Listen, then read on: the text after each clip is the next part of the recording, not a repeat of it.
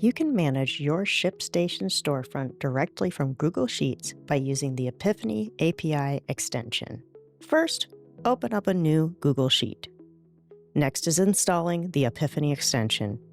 You can skip this process if you already have it installed. Click on the extensions menu header, hover over Add-ons, and then click on Get Add-ons. This will open a new window. Enter Apipheny into the search bar, and it should automatically come up for you. Click on the Install button on the extensions listing.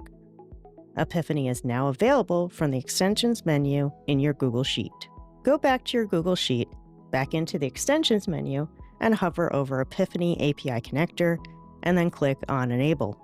This will open Apiphany's window on the right-hand side. There is no OAuth connection needed for ShipStation, so we'll just need to fill out the required fields. Keep the method on GET.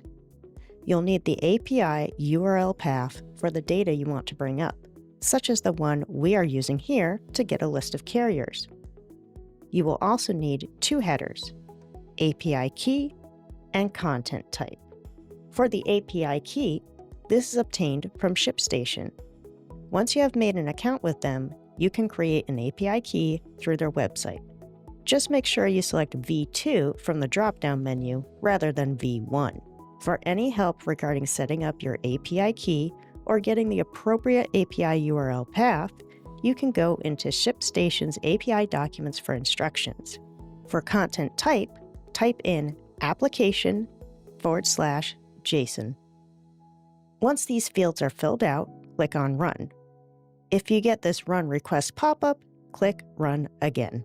Wait a few moments, and you should get the data you requested into the sheet, organized and easy to parse through.